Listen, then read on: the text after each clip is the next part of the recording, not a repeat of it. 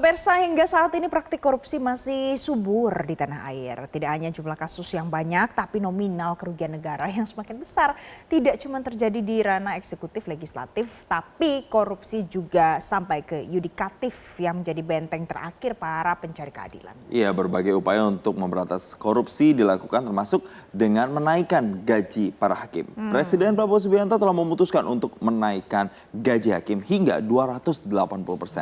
Ini adalah kenaikan yang signifikan dan diharapkan bisa membentengi para hakim dari godaan suap. Tapi emangnya benar, Jason, Itu yang jadi penghasilan besar ya? bisa mencegah dari praktik korupsi atau tidak ya? Karena nyatanya banyak pelaku korupsi yang ternyata sudah punya gaji atau penghasilan besar tapi masih korupsi. Betul, pertanyaannya seperti apa ya kemudian ini bisa mencegah atau membentengi dari perilaku korupsi, dan artinya penghasilan besar ini justru tidak menjamin para pejabat itu untuk tidak korupsi.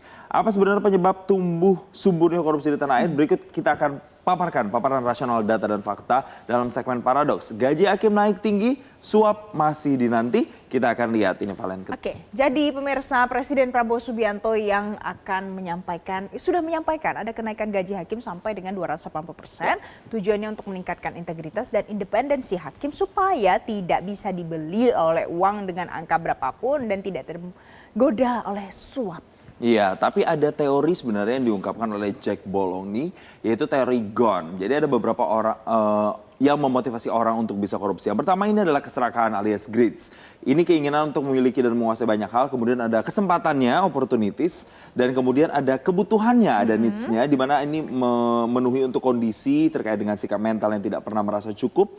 Dan kemudian ini yang salah satu kunci pentingnya, yaitu exposure atau pengungkapan kasusnya. Seringkali orang yang ketahuan korupsi konsekuensinya malah ringan dan tidak menjerahkan. Nah, kita lihat pemirsa dari teori tadi, kalau kata Presiden Prabowo Subianto tadi begini, saya Prabowo Subianto Presiden ke-8 Republik Indonesia hari ini mengumumkan bahwa gaji-gaji hakim akan dinaikkan demi kesejahteraan para hakim dengan tingkat kenaikan bervariasi sesuai dengan golongan, di mana kenaikan tertinggi mencapai 280%. Ini bisa menjawab needs tadi ya, Jason ya. Betul, kebutuhan.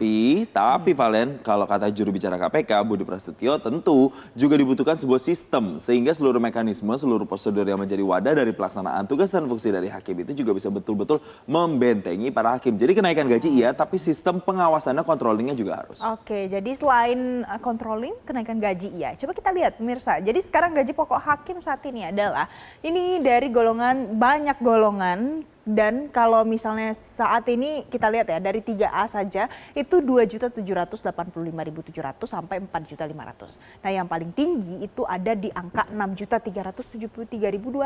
Itu udah paling tinggi ya. Ini saat ini. Nah, dengan gaji pokok setelah terjadi kenaikan, nanti paling rendah gaji hakim itu ada di angka 7.799.000 untuk golongan 3A, dan yang paling tinggi di golongan 4E itu adalah di angka 17.844.000. Cukup nggak nih kira-kira? Nah itu, padahal kenaikannya sudah 280%. Kalau ditanya cukup atau enggak, kita lihat nih orang-orang di samping ini, Valen. Memang mereka bukan hakim, tapi penghasilan mereka itu kan fantastis ya. Kita lihat misalnya di Rut PT Pertamina Patraniaga itu ada Rifa Siahaan, yang bahkan itu penghasilannya sekitar 21,8 miliar per tahun aja. Aduh, itu masih korupsi. Bagi 12 ya kan? Berapa tuh, gede ya? Makanya, dan kemudian nggak cuma itu, ada juga di Rut PT Timah, Mokhtar Riza Pahlevi Tabarani, yang penghasilannya bahkan 240 juta per bulan juga masih korupsi. Apa kabar yang cuma dapat belasan juta? Ya 2 juta paling sedikit. Nah itu tadi pemirsa. Jadi kalau kita lihat, hakim itu adalah benteng terakhir untuk para pencari keadilan.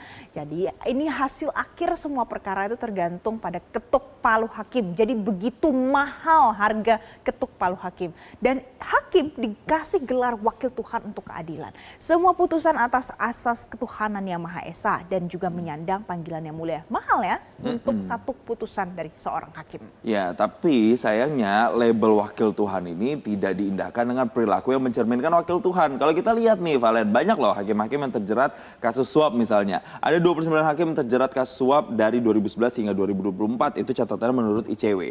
Kemudian total nilai suapnya bahkan mencapai 107,9 miliar rupiah, dan ini biasanya suapnya dilakukan untuk mengatur hasil putusan perkara. Jadi intinya ada solusi yang harus kita sampaikan untuk pemangku jabatan, pemangku kepentingan. Yang pertama, harus bangun karakter yang kuat sebelum akhirnya Anda bisa ditunjuk dan duduk dalam posisi seorang wakil Tuhan. Ya, kemudian harus menanamkan integritas, itu salah satu yang penting, dan juga membudayakan rasa syukur ini sulit ya, kayaknya cuma dikatakan aja ya, harus dipraktekin. Kalau dua ini seiring sejalan, jadi ada penegakan hukum dan harus memiskinkan koruptor. Ini sebenarnya banyak yang memimpikan situasi seperti ini, tapi mungkin sampai sekarang belum kita lihat ya Jason ya, secara langsung wujud nyatanya itu bagaimana implementasinya. Yes, nanti kita harus tunggu RUU perampasan aset ini benar-benar disahkan dan benar-benar bisa menjerat para koruptor supaya makin jerah dan terbentengi. Jelajahi cara baru mendapatkan informasi. Download Metro TV Extend sekarang.